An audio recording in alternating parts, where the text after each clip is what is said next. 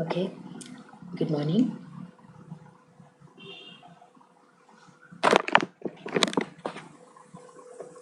Let's continue with gross anatomy. We all have been looking at retroperitoneal organs and we looked at adrenals and pancreas and so on. Let's look at the large intestine today. Now, the colon consists of several parts, some of which are intraperitoneal and some of which are retroperitoneal. Those which are intraperitoneal will have folds of peritoneum suspending them from the posterior abdominal wall. For small intestine, we call that the mesentery. In the large intestine, we will call it the mesocolon, and that applies to the transverse colon and to the sigmoid colons.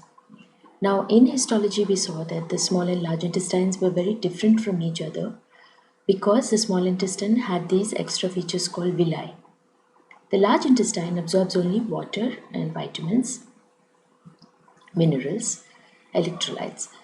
So, it does not need villi to absorb the other classes of food, the more complicated molecules. Instead, it has mucosal folds and it has a lot of goblet cell secretion to begin to lubricate the passage of the now dehydrating contents. So the food is going to get drier and drier by the reabsorption of all the water from it. The food has stopped being food because whatever could have been utilized by the body has already been absorbed by the small intestine. So once it arrives in the large intestine, it is already excreta. It starts getting more and more dehydrated as it passes along the gut. It's a much wider caliber, diameter of tube, and we have the material moving through it right from the ileocecal junction or ileocolic junction in the cecum up the ascending colon through the transverse colon, down the descending colon through the sigmoid colon, then into the median structure called the rectum, and then out of the anus. By that time, it's been completely dehydrated.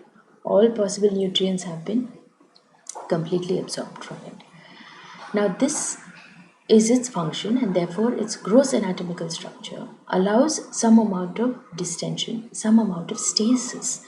But this also calls or gives rise to the mistakes or the pathologies or the diseases which can happen to this part of the gut. So let's just look at its gross anatomy today.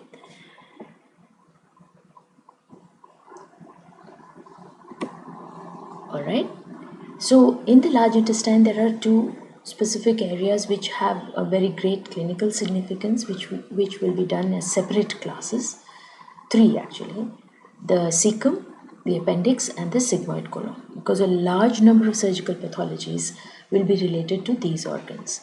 So we will deal with its parts and its anatomical basis and its physiology in separate classes after this.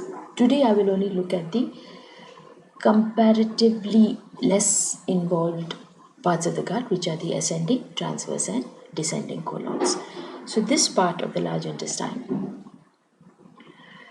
consists of this is the cecum and this is the appendix, and there will be a class on it later. From here up for about 25 centimeters is the 15 centimeters. This one is shorter, this one is 25 centimeters. So the ascending colon is 15 is how much? 6 inches. It's starting in the right iliac fossa. Alright, these organs are occupying the iliac fossa, so at the end of it, it's actually in the right lumbar region or right lateral region in terms of quadrants of the abdomen, and it is ascending up towards the liver, where it will fold and take a turn upon itself, and then we will start calling it the transverse colon. So as you can see, since the cecum is a big sac-like structure, where it continues as the ascending colon, there's no internal or external boundary. It's just a terminology which has changed. So we can say we can probably use the quadrant as a demarcation and say that whatever is entering into the right lateral region is now ascending colon. But even more importantly, this portion will become retroperitoneal. The front and the sides of this gut will be completely plastered to the posterior abdominal wall, and it is a bulky tube. So it will have a convexity which will be bulging up the peritoneum from the posterior abdominal wall. So on this side of it and on that side of it will be some gutters, some deeper portions of the peritoneal cavity. Now the cavity will be inside of the peritoneal sheet, but this one will form its lateral boundary. This bulge of the ascending colon will form the right boundary, and things inside the peritoneal cavity, liquid things, bleeds, cells from cancer, which will be floating around inside this cavity, gravitate down along this gutter which is formed because of the raised peritoneal fold of the ascending and descending colons. So this would be a medial or a medial groove, whereas the one on the right side is called the paracolic gutter. So the lateral right paracolic gutter is a how should we say, like a track, like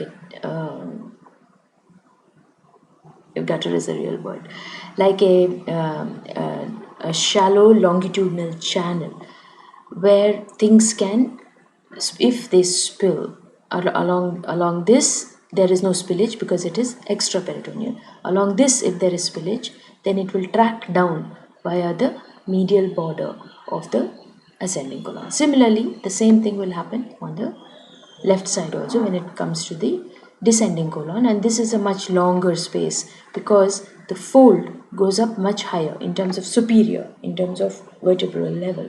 So you have about 6 to 7 inches of a column on either side of this raised bulge of the ascending colon. Now, what you can see in terms of structure applies to all parts of the colon. So let's talk about it once and for all. On the surface, we can see in histology we had learned that there was inner circular and outer longitudinal muscle. So the inner circular muscle is completely wrapped around the circumference of the gut, and it's quite a thick layer and a uniform layer. Only the dimension or the diameter of the gut starts getting narrower as we keep going down. The amount of material it has to accommodate becomes less and less because of whatever absorptions are happening. So the more fluidy, bulky material starts becoming tighter and less bulky. Some amount of gaseous formation will happen, release of the products of digestion, and by the time we come to the left side, the dimension, the diameter itself becomes much less compared to the ascending colon, and by this time the content also becomes much more solid and with a little bit of gas, and the liquid part, the looseness, the slushy nature of the content becomes much more tight or semi-solid, and by the time it comes into the sigmoid, it will become quite almost solid material. So here what we see on the outside is the structure is the same. You have the circular muscle which you see like bulky saculations, which is the word used as hostrations or saculations, and in between you see 3 bands of longitudinal muscle. It's the whole longitudinal muscle, the whole bunch of longitudinal muscle is separated out into 3 bands. So on the ascending colon, you have an anterior band and a posterior medial and a posterior lateral band. You don't see because they're on the posterior side. But if you were to pull it up, you would see that there'll be a similar band on the medial side and on the lateral side. And these vertical, visible, gross anatomical features are called the tinea coli. Tinea means strap. Tinum, a strap-like longitudinal muscle of the colon. So anything coli is of the colon. So you have these tinea coli. Is it named anywhere in this picture? Okay, yeah, it's here. I'm sorry, but it's not finished here. So tinea is the name of these 3 longitudinal muscle bands which are forming the outermost layer of the wall of the large intestine of the ascending, transverse and descending colons. It also applies to sigmoid colon. Now, the little, what shall we say, extensions, pocket-like extensions, bud-like extensions, seem to be attached to the tinea, but they are not muscular in nature. Instead, now this surface of the gut, we said, is peritoneal because the peritoneum comes across the posterior abdominal wall, goes over the gut, then again goes onto the posterior, then wraps up around the anterior abdominal wall, the parietal peritoneum. So that one is not the layer we are talking about. Inside of that, budding out, but not muscular in nature, are pockets of fat-filled material, and these are called the appendices epiploicae. Sorry, it's not labeled in this diagram. I'll show you later. So what we have is that there are little pockets of fat-filled material which are covering the surface of this intestine. It is much more prominent in the intraperitoneal parts of the gut, which is the transverse colon and the sigmoid colon. Here the appendices will be much more fat-filled. You can see that they are more prominent yellowish little structures right on the surface of the gut. And you must remember, firstly, it's not muscular in nature, so it's fat filled, and it has its own blood supply. Fat always has a very good blood supply. Now the surgical importance becomes that the blood supply will come from inside the blood supply of the wall of the gut. So those vessels which are feeding these little fat filled pockets can become longer and extended and protruded out, and can get involved in a thrombosis or a block, and can give rise to some kind of a vascular phenomenon or injury. So if these fat filled pockets are sometimes rarely in communication with the lumen of the large intestine, that extension of mucosa with the blood vessel coming right into the pocket is called a diverticulum. So multiple presence of diverticulae which are going through and through the thickness of the wall of the gut is called diverticulosis. And a few people have this. They have it as a phenomenon. In many of them, we'll never figure out, we'll never know, because nothing wrong ever happens, and the diverticulosis is just a condition. It's just a condition with the person. But if the mouth of that diverticulum gets blocked by a little pellet of feces, because this is, as I said, it's getting drier and harder as it's moving down, then that blood supply vessel will get blocked or pinched or pressurized, and these diverticula become inflamed, and that's called a diverticulitis. So diverticulosis as a phenomenon and diverticulitis as an inflammation is something we will learn more about in pathology and in surgery. But remember that these are phenomena which happen to the large intestine, to any part of the large intestine. So today in the colon, when we are saying, we will see ascending colon. On its outer, its gross anatomy, it's for morphology, we see that the muscular wall is actually, the continuum is only the circular muscle, but the longitudinal muscle support, which is outside of the circular muscle, is interrupted into 3 bands. These 3 bands of longitudinal muscle are actually a little shorter than the length of the whole tube, which is why it gets folded up into these bulgy sacculations or hostrations. So the presence of Taenia coli and hostrations or sacculations and appendices epiploicae identify the large intestine. So if you see a length of gut in a tray, in a viva, the way to identify it is, firstly, its dimension is wider than small intestine. Secondly, immediately jump out at you, it is not a longitudinal uniform thickness tube, smoothness tube, but rather you will see these bands. If you see Taenia coli, it has to be large intestine. So this is the feature. This is a cut section of the inside. Ignore this. We just look at the outer wall for the time being. I'm ignoring all of this because you'll have a class on cecum and appendix separately. Now this ascending colon part with its Taenia coli, 3 of them, one anterior, one posteromedial, one posterolateral, with its appendices epiploicae, which are fat-filled little pouches on the exterior of the colon, with its anterior covering of parietal peritoneum. The posterior, the colon is lying right on the posterior abdominal wall, on the fascia, lumbar fascia. So we'll learn about that later when we look at the posterior abdominal wall. And the pouchy appearance, which is called hostrations, H-A-U-S, hostrations, here, hostrations, or sacculations, sacculi or hostration, same thing, 2 words for the same thing. And once it comes up here, you remember that there is a liver here, right? The right lobe of liver is abutting on the uppermost part of the ascending colon, where it folds upon itself and forms what is called the right colic flexure. The colon has a flexure or a fold, and that is on the right side, and that right colic flexure is related to the undersurface or the inferomedial surface, actually to the posterior. It's going to become intraperitoneal now, but it starts more posteriorly and then becomes intraperitoneal, comes in and becomes a transverse colon. So here also you see the continuation of the tinea. It is continuing onto this fold which is called the transverse colon. So that right colic flexure will be related to right lobe of liver, upper pole of right kidney, right adrenal gland.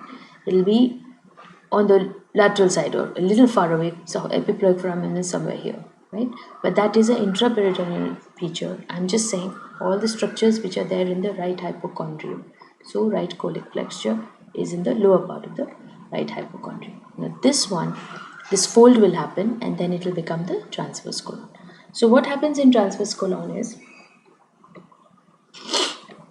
from the posterior abdominal wall, a double sheet of peritoneum starts, which is almost horizontally disposed, and from it hangs this much longer, it's 50 centimeters long, so almost double the length of the ascending colon, and in between these two layers hangs this transverse colon. So this is called the transverse mesocolon, and the superior sheet comes up, wraps up around it, goes behind and becomes an inferior sheet. So between these two double sheets will come the vessel supply to the transverse colon. Now what about vascular supply for this? This doesn't have any mesocolon at all, right?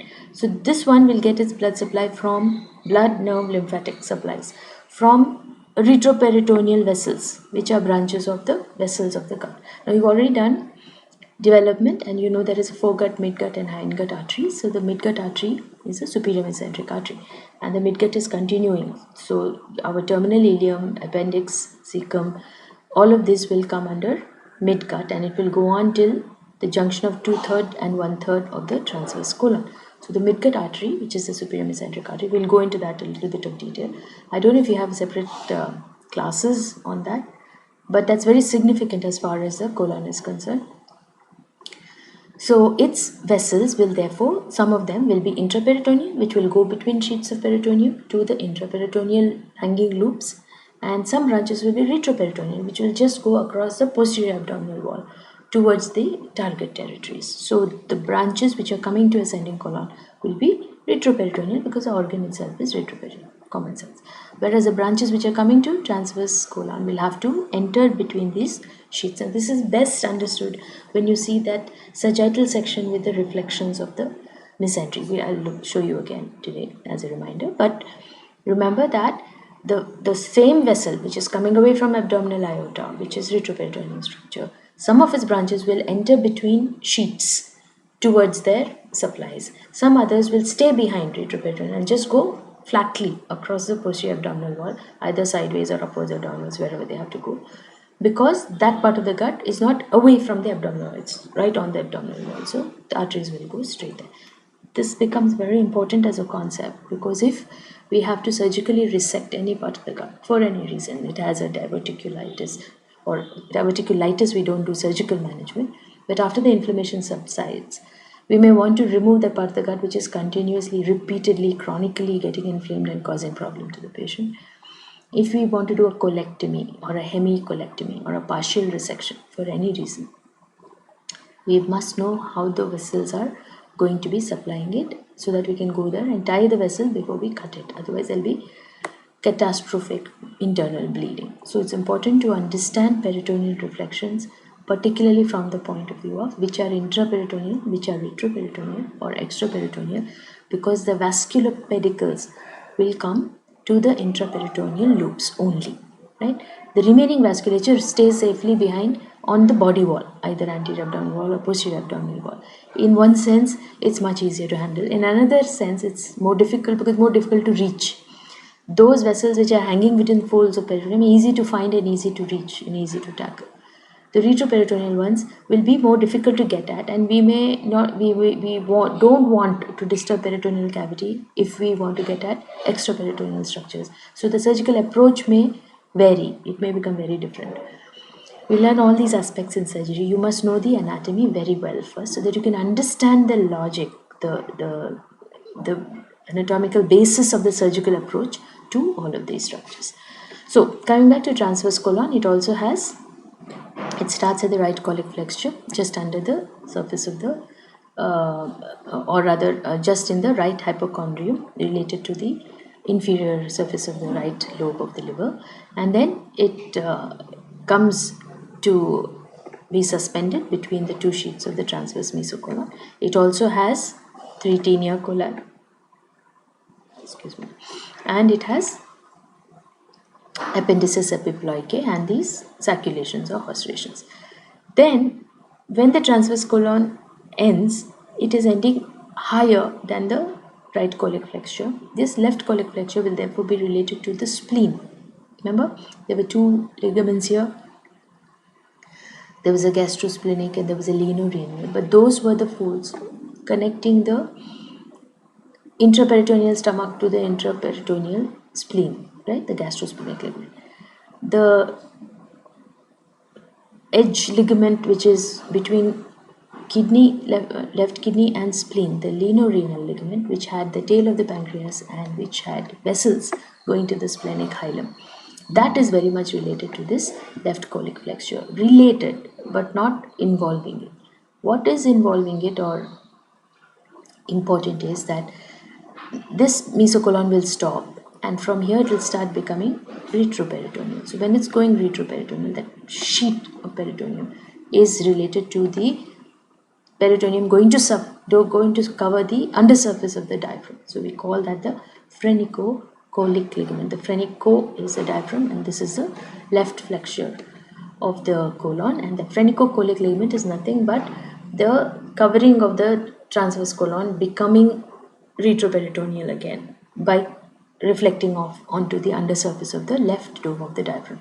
So that phrenico-colic ligament in one sense is actually holding up this angulation of the colon and keeping it more or less fixed at that particular vertebral level. So if I want to do a colectomy, again coming back to surgery, I have to release that ligament, I have to disturb that peritoneal connection to allow that colon to move away from there, and then I can mobilize it and do whatever I want with it. So that's important to remember the relation to the phrenico-colic ligament. There again it takes a change in direction, and all of this becomes the descending colon. Now, this is a retroperitoneal part of the gut. So here you have it's longer than this one. It's about 10 centimeters or 4 inches longer. So it has again the same 3 tinea coli, anterior, posteromedial and posterolateral. It has appendices epiploicae and it has these sacculi or hausturations. It is narrower, much narrower in dimension than the ascending colon. It is also a little less straight, maybe a little more curved. It will also have these paracolic gutters, the medial one which is related to the large greater sac of the peritoneal cavity, and the lateral one which is a body wall gutter. Usually nothing much happens in the lateral one, but both here and here, this is where you have the communications between systemic veins and portal veins. Remember, the paracolic gutters were one of the areas of portocaval anastomosis. So you remember that the blood supply, because this midgut foregut, the venous drainage must go back to the portal system. Anything which is serving the gut, all the blood containing whatever has been absorbed, has to first go via the portal system to the liver. So both in superior mesenteric and inferior mesenteric venous systems will drain away the colon, the large intestinal blood, to the portal system. But because several parts of it are retroperitoneal and adjacent to the body wall, some venous radicals will also take away blood from it to the caval system, to the systemic veins. So this is areas of portocaval anastomosis are in the ascending and descending colon paracolic regions. Then you have, from here onwards, they were showing a discontinuity here as if we've cut it. This descending colon will again, actually here itself, you can see from almost before it ends, it will again enter into a peritoneal fold which is called the sigmoid mesocolon, and this V-shaped, fan-shaped fold will suspend from here to here one S-shaped loop of gut. That's the word sigmoid, which again becomes intraperitoneal. And sigmoid colon will take as a separate class. Again, it's got its own importance. But just remember that at this point, again, there's going to be a change from retroperitoneal to intraperitoneal. So I think we have covered all the labelings, so we can move on. So the peritoneal folds are transverse mesocolon and sigmoid mesocolon. So this transverse mesocolon, like I was describing in the previous picture, now here there should be a sigmoid mesocolon here, which we haven't. It's a diagram and it didn't show it. But to give you an idea of how the spaces are, so we already mentioned ascending and right colic flexure. We said transverse, left colic flexure. Tinea coli, we said. Root of mesentery is what we've done is this is the duodenum, right? Taken the curve of the duodenum. So this would have been the jejunum ileum. So the whole jejunum ileum 5 meters, we've removed it, cut it and removed it. And we see that the whole loop is being suspended by a sheet of mesentery called, which is just simply called the mesentery. And you will see the double layer of it, right? The terminal ileum will join at the ileocecal junction. This part will be from here onwards will become retroperitoneal. Now at that point, the intraperitoneal part, which I was talking about, is called the right infracolic space, and the extraperitoneal part, which is lateral to the colon, is called the right paracolic gutter. Similarly, you have the left infracolic space. When you're saying infra, you're meaning infra to the transverse colon, which is it's beneath. So this transverse mesocolon limits it, that space, this space, inside of which you're seeing the small loops of intestine will actually be occupying this inverted U. In between this, you never see the large intestine with nothing in between like that, right? You have to remove the loops and loops of small intestine to be able to see it like this. So this right intracolic, left intracolic, that whole central abdominal space is occupied by loops of jejunum and ileum. So we need to know this because these are the areas where liquid will track. So peritoneal fluid itself, if it's increased in size, if it contains any bleeding or any pus or anything else, it will track. So that's important, and that's why we've given names to these territories. It's called left infracolic and left paracolic gutter. Okay, all this is okay. So the point is that because of the foldings of peritoneum, certain spaces are created. We've given names to those spaces so that in medical terminology we can identify, we can note down, we can notate to other people what it is the finding, especially if you're doing any radiodiagnostic investigation. If you're talking about, let's say, ultrasound of the abdomen, or you're doing a CT scan with a transverse section, you have to be able to identify which area are we talking about, where do you think the pathology is which you noticed in the investigation. So we give the names to these spaces, but these are actually more surgical terminology. In radiodiagnosis, new names have evolved. We'll learn that as we go into clinical medicine. But for surgical purposes, we must know the names of something gutter and something space. These names you have to know. They are called the left and right colic, paracolic, or infracolic spaces and gutters. The transverse mesocolon, same picture, is a broad fold of peritoneum, connects the colon to the abdomen. It is continuous with the two posterior layers of greater omentum. This is an extra point I wanted to remind you that above here is the apron-like fold called greater omentum hanging down from the greater curvature of the stomach. So the stomach is here like this. In fact, the stomach is occupying this U. The greater curvature of the stomach and the superior border of transverse mesocolon are parallel, almost in touch with each other. So the omentum which is hanging down from the stomach and this transverse mesocolon in many people is fused to each other in development.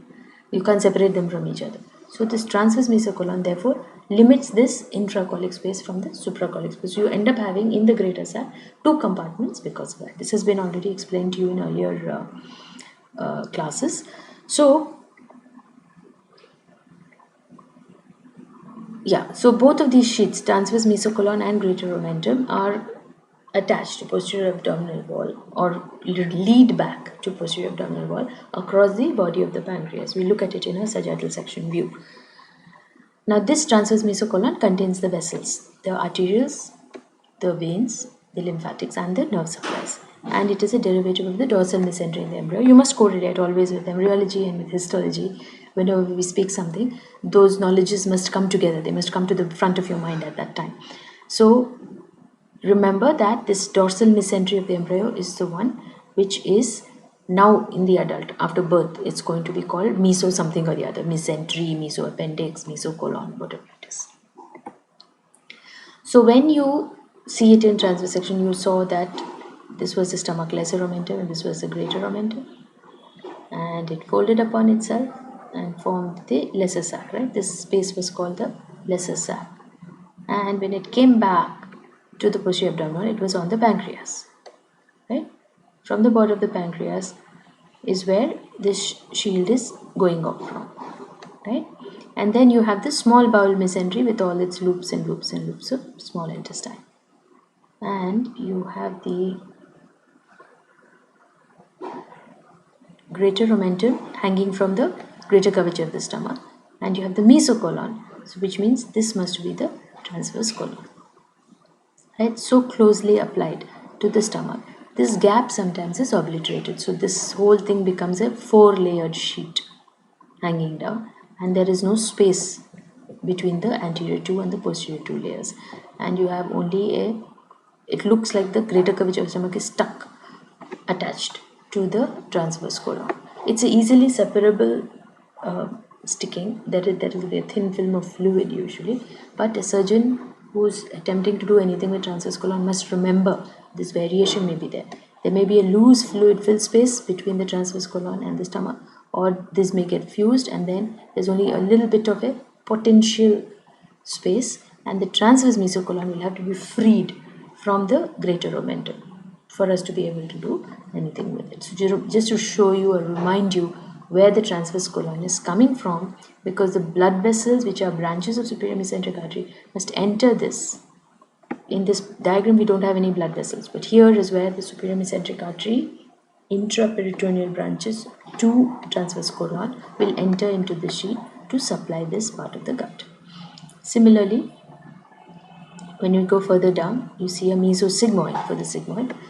We'll look at that later, but just to show you that there is a shorter, tighter mesosigmoid, from which is suspended the sigmoid colon part of the large intestine. So these are the two mesocolic folds.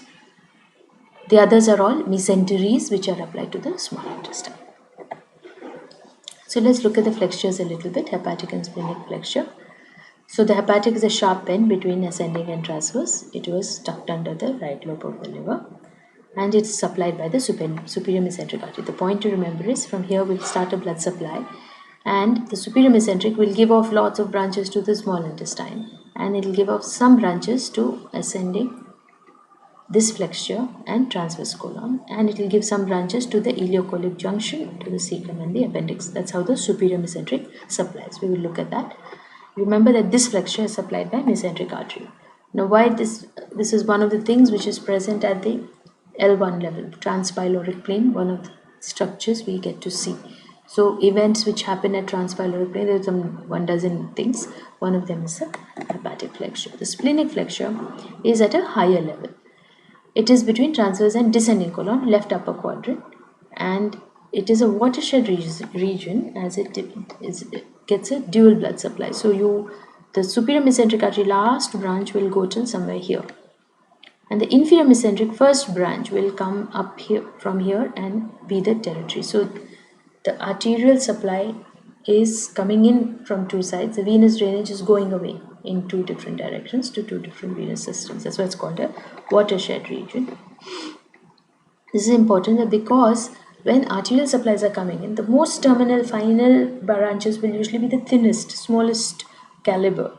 And if there is going to be a low volume or a low pressure in the arterial system for whatever reasons, these tips will be the ones which will get the least blood. And that little strip of intestine near the left colic flexure will get starved. There will be ischemia. And that area, if it is happening for over a long period of time, or if it's slowly developing thrombus or a slowly evolving torsion or something like that, at some point that bit of gut may become so ischemic that it may stop functioning.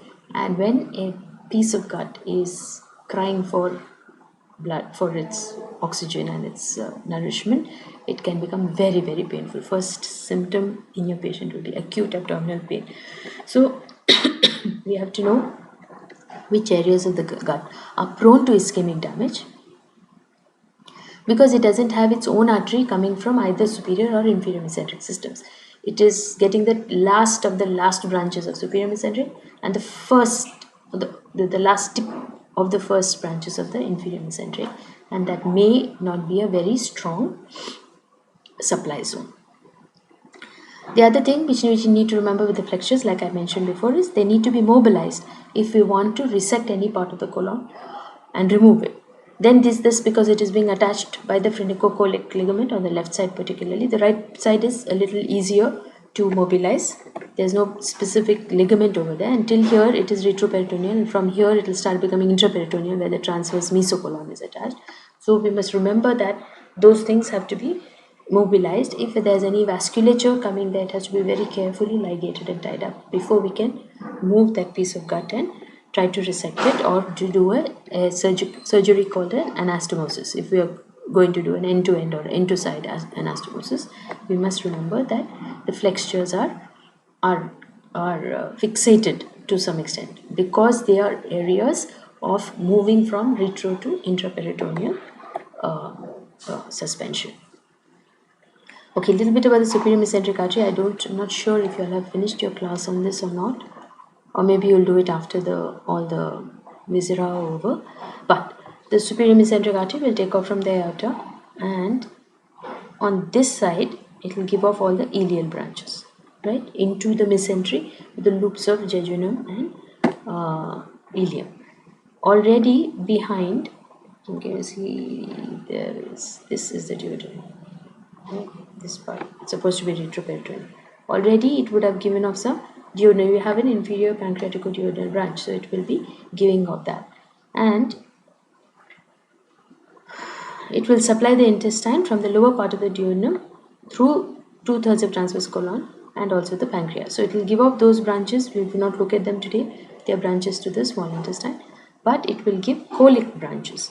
So the end of the artery will come right up to the ileocecal junction and give the branches there first. This is a better picture.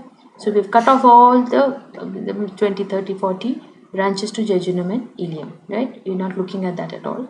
And we are saying when it comes to ileocolic junction, it will give ileocolic vessels, which will give cecal vessels and appendicular vessels. We won't look at that today, next class, but it will give a right colic artery.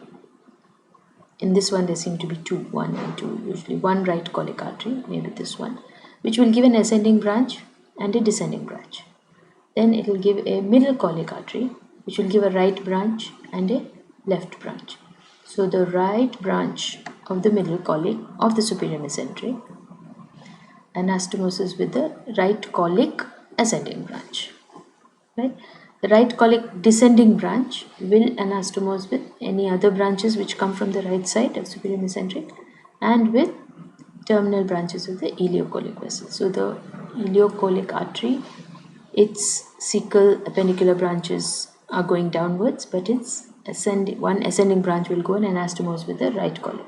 That one's next branch will go and anastomose with the middle colic. Between middle colic, its own branch, the middle colic's its own branches, there will be anastomosis, right? And then you'll have the middle colic's left branch going off towards the left flexure, and here it will have to anastomose with the next system, which is the inferior mesenteric system. So not looking at the small intestinal arteries, what we need to know is, if you're going from proximal to distal, the first branch which you will come across is the middle colic, right? The next branch which we'll see is the right colic. The third one which we'll see is the ileocolic, which will give the ascending colic, the anterior and posterior cecal, and the appendicular branches which will enter into this mesoappendix, right? And all these from the cut ones on this side are the small intestinal arteries, which have got nothing to do with the large intestinal arteries. So this is how the pattern is. Now the middle right and ileocecal branches anastomose with each other, and this is a better picture to show you that if we follow only this anastomosis, and then this anastomosis, and then this anastomosis, and then this anastomosis, not looking at the origins from the superior or inferior mesenteric. This curved anastomotic loopy channel is given a name called marginal artery of Drummond by the first surgeon who described it. It's not an artery in the sense it doesn't start somewhere, have its own territory, and somewhere, not like that. But it is a arterial arc of a similar caliber. So, in the sense that wherever the anastomosis is taking place, it's not getting much narrower like a distribution system, but it is connecting up end to end with channels of its own size. So, those anastomoses are very vital and very dynamic in the sense they do provide a good amount of blood, and all their branches, the branches therefore can be all these actually get short arteries which are going away from this marginal artery and penetrating the wall of the gut and supplying, can be called branches of the marginal artery rather than branches of the superior inferior mesenteric system, because they are all coming from a uniform caliber loop of vessels. Therefore, suppose there is a block here, there is a clot, right? This one's 1, 2, 3 branches need not be compromised because it will be supplied from this side. The blood flow will go and fill up its branches, right? So no bit of gut will then become ischemic. There's no part which gets compromised because this arterial arcade supports and supplies from the other side. So this rich anastomosis is very important. We rely on it, we depend on it in planning whatever we do in terms of surgery to the gut. Another importance is that superior mesenteric thrombus can happen if you have a blood clot big enough to block the superior mesenteric somewhere. Then everything distal to it will be starved, right? You can have a ischemia of that particular loop of gut. If we have reached it too late and not able to save the beginning of gangrene in the gut, then we may have to do a hemicolectomy. So that whole territory, suppose the thrombus is here, right? This much of small intestine has been spared, so we don't have to worry till here, right? And from this anastomosis, to some extent, these branches, maybe a few more branches, maybe a few more inches of gut can be saved. But everything proximal to that, there is no alternative supply, and we may have to do a resection. So I'm looking here at small intestine, but today let's only talk about large intestine. Suppose you have a block here, right? Now this one's loop branches can be supplied from this side till here. But from here to here, there'll be a compromise.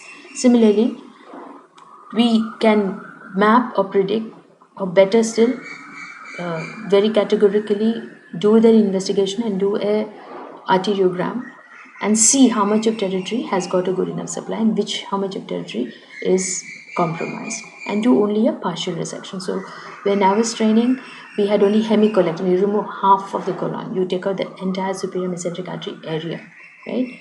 So you tie it here and you tie it here somewhere, and you remove that whole loop of gut, the intraperitoneal transverse colon and the retroperitoneal ascending colon. You mobilize it from the posterior abdominal wall, you tie up the vessels in the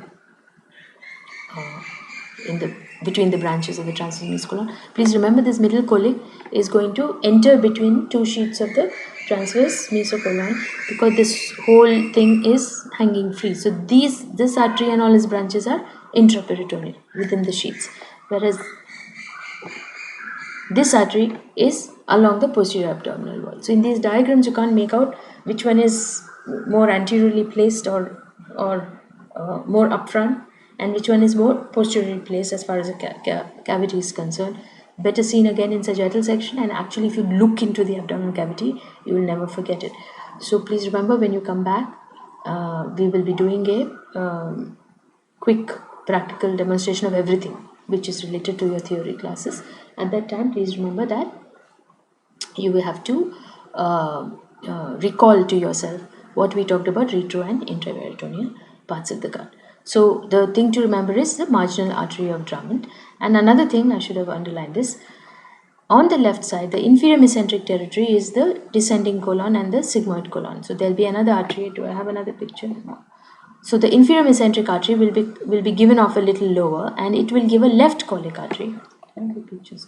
Okay, here you have it. So the inferior mesenteric artery will give a left colic artery, which will give an ascending branch, which will close the loop and form a arc, which anastomosis. We already said this is a compromised area of arterial supply. But if it is there and it's of a good diameter, then it's called the arc of Riolan.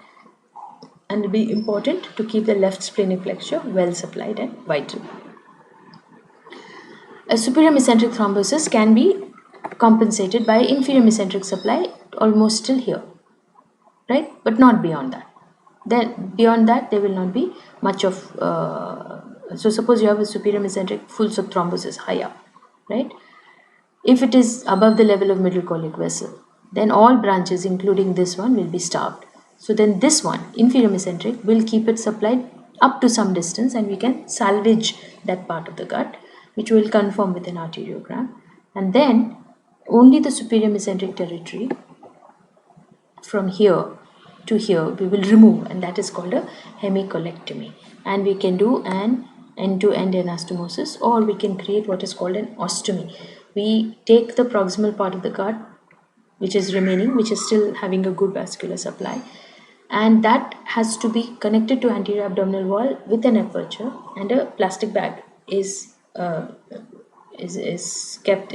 sealed to the openings of that mouth on the anterior abdominal wall, so that the remnants of the products of digestion can be entered. The feces can be, but it will only be liquidy at this stage, can be caught in that bag and can be repeatedly cleansed.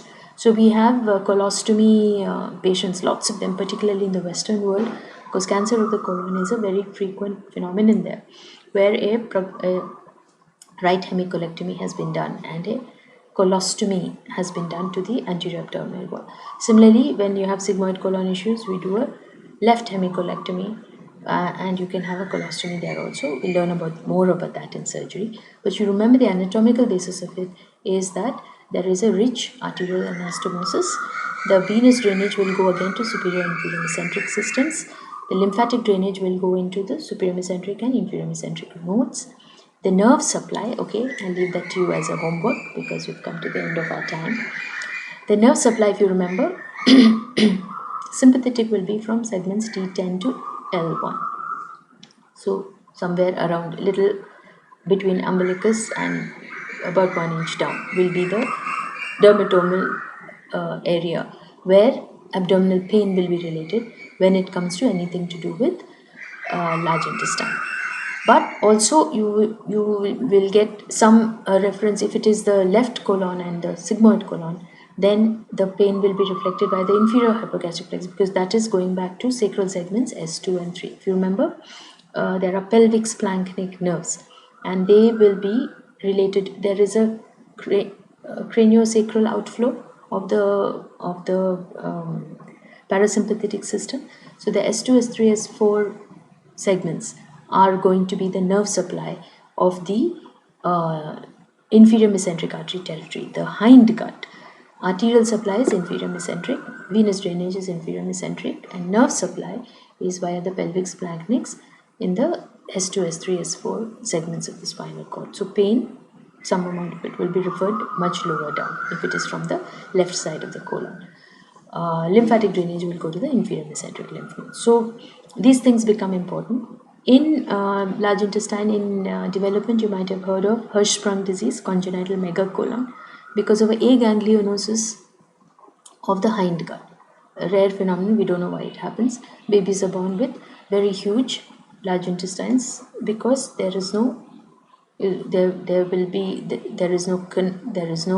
peristalsis possible. There's no reeling of muscular contractility, and that's because of the parasympathetic interruption. Parasympathetic, you remember, via the vagus and the pelvic splanchnic nerves, is going to maintain the peristalsis across the gut. So here at 2/3, 1/3 junction, the vagus is going to stop being the signal, and the splanchnic nerves are going to be the signal for this part of the gut. But peristalsis has to be maintained continuously and coordinatedly, otherwise you'll have incoordination and you'll have stasis, and then you'll have a distension of the gut because it's not able to empty. So that's an important thing to remember in terms of nervous control of the function of the large intestine. Okay, we'll stop here now, and we will go on to other gross anatomy classes from Monday.